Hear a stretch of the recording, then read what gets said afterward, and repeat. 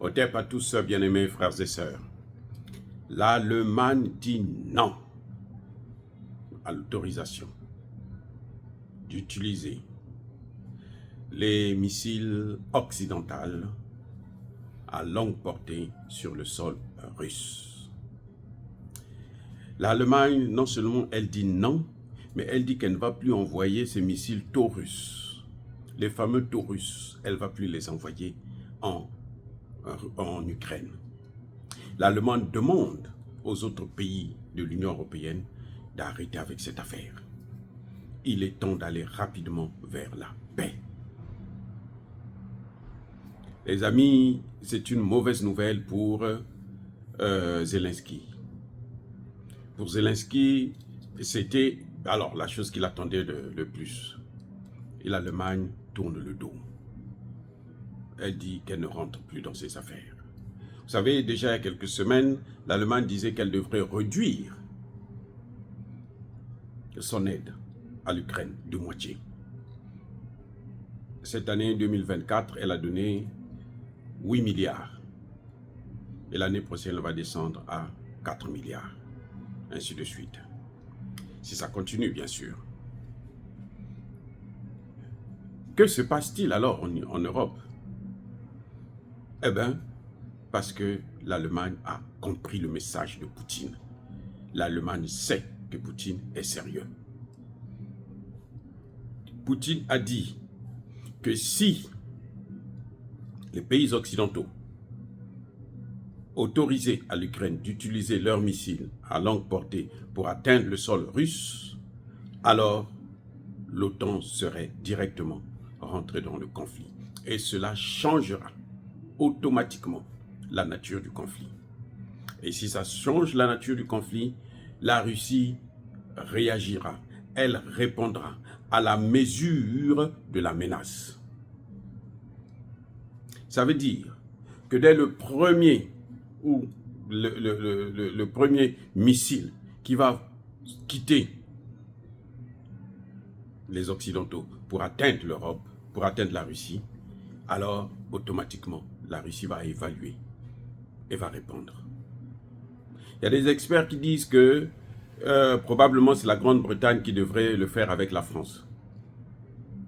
La Grande-Bretagne, c'est clair que même si la Russie ne l'attaque pas, sur le plan diplomatique, la Russie a beaucoup à gagner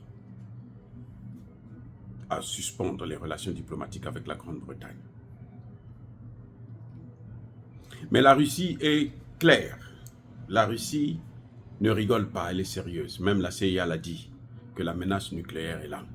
Donald Trump l'a dit lors du débat avec Kamala Harris, que vous êtes en train de jouer avec le feu, parce qu'il s'agit là du nucléaire. Et le nucléaire, ce n'est pas quelque chose avec lequel on va jouer. Moi, ce que je veux, c'est arrêter cette guerre. Ça, c'est Donald Trump qui le dit. Lui, il veut arrêter la guerre, il veut que ça se termine. Mais les va-t-en-guerre, les Sullivan, les Blinken, continuent à pousser Joe Biden à la faute. Pourquoi je dis la faute? Parce que ce serait une guerre nucléaire et mondiale qui va se déclencher. Donc, bien aimés frères et sœurs, nous soutenons la position de l'Allemagne qui comprend maintenant que tout ce qu'ils ont fait, ça n'a pas marché. Ce n'est pas parce qu'ils vont autoriser des frappes sur le sol russe que ça va marcher. Et c'est d'ailleurs ce que le chancelier allemand a dit. Que même si on donne l'autorisation là, le cours de l'histoire ne va pas changer.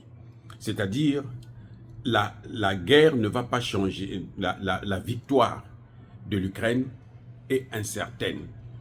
Ce n'est plus possible que l'Ukraine puisse gagner la guerre.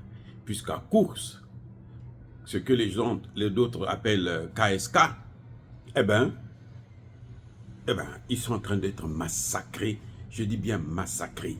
Il y a 2 jours, la Russie avait pris 4 villages. Et hier, la Russie en a pris 14. Et elle ne continue que d'avancer. Et les pertes du côté ukrainien sont énormes. Et l'Ukraine n'avance plus du tout. Entre-temps, pour Krops, c'est juste question de jours pour que ça tombe. Et si ça tombe, c'est tout le système de la logistique sur le front ukrainien qui explose. Parce que Pokrovsk, c'est par là que passent toutes les armes qui vont ravitailler plutôt les gens du Donbass. Et plutôt de Donetsk. C'est de Donbass d'ailleurs. Et donc, voilà. Donc, il y a un chemin de fer et il y a une autoroute qui permet de envoyer les armes partout. C'est pour ça d'ailleurs que Zelensky a essayé de prendre d'autres soldats des autres fronts pour les amener à Pokrovsk parce qu'il tient vraiment à garder cette ville. Mais c'est trop tard puisque les habitants ont quitté la ville et les militaires ne font que fuir. C'est une situation difficile pour l'Ukraine et je crois que la meilleure solution, la porte de sortie, c'est de négocier. Dire cela, c'est inciter à la haine ou à la violence. Non, il y a bas, colère, veille à malem. Encore une fois de plus, bien-aimés frères et sœurs, je persiste et je signe.